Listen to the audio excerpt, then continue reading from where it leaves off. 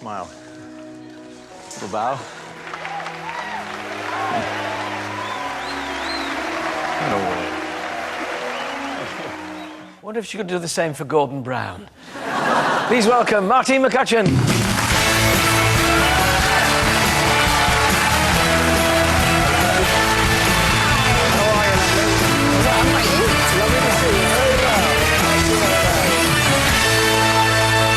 You know, I know you won't remember it, my favourite line from that film was uttered by your mother. Yes. Who in the back of a car with an octopus, and Hugh Grant said, "Eight's a lot of legs, David." I know. Remember that? Loved that I line. loved that movie. I absolutely loved it. And it was just such an honour to find out that Richard had written the part for me, you know. Yeah.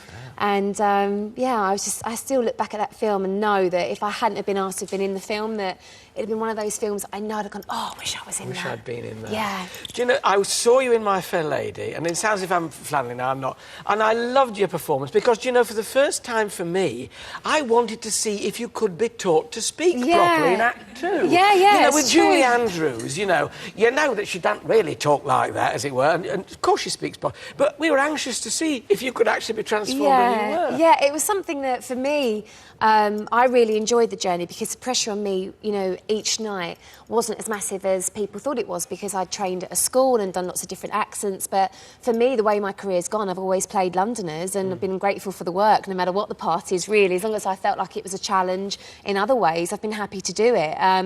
You know, most actresses are just happy for the jobs, but it was lovely to do a different accent and show a different side and to kind of get great accolades for it. It was just fantastic. You did indeed. You suffered health-wise there. I mean, people were saying, she's off, what's she doing? This girl's got no stamina. It was rather more serious than that, wasn't it? It was more serious. People just said I had a sore throat or a cold, and if that's the case, you sort of suck a locket and get on with things. But no, basically my blood started clotting.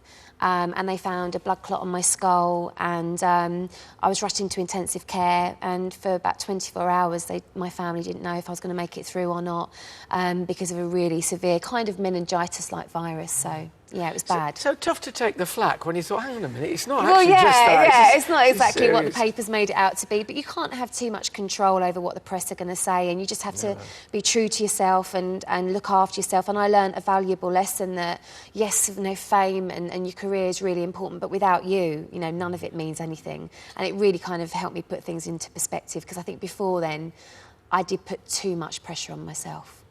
Definitely. You've really switched now, because the first novel's out. Yeah. The Mistress, exciting. I think, do you know, I'd always use, it's all made up, that. There's nothing, you know, it all came out of my head. I mean, was it a thrill for you actually doing it? It was a thrill, and in a day and age where celebrities aren't, you know, kind of meant to be able to string a sentence together, never mind write a book themselves, you know, it was a real challenge just to sit there and write something that I felt I was going to be proud of, and that I felt like the critics might give a chance, or if not, the public would give a chance. And for me, when you're writing a novel, it's great because you can be every part, as opposed to just being one part. And a lot of my friends that have read it have said, oh, it's a bit sort of Sex and the City, a bit Love Actually. It really celebrates London, and it's very romantic. So how much of Mandy Sanderson is actually you?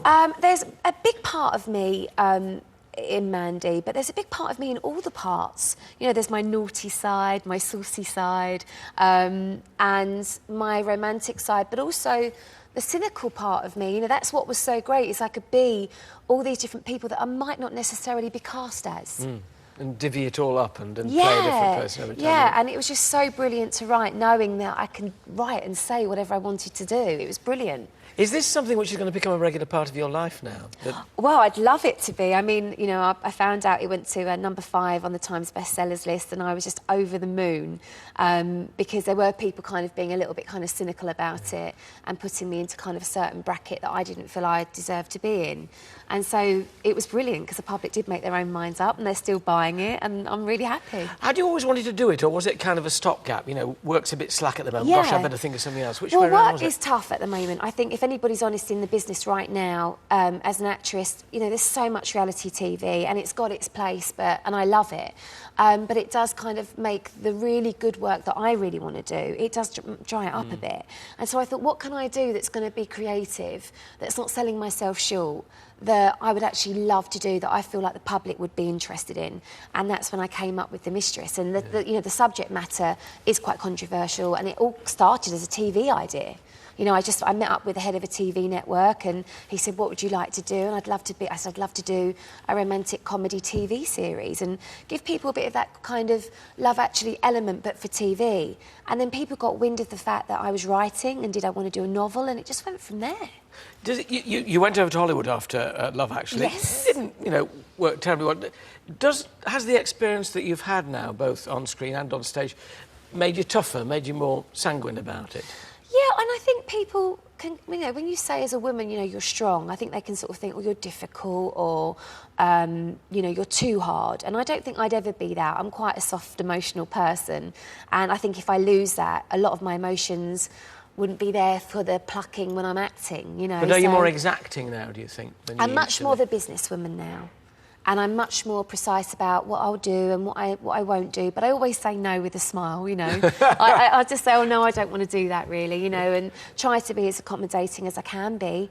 And, but, I mean, America was great. I did a TV show whilst I was out there.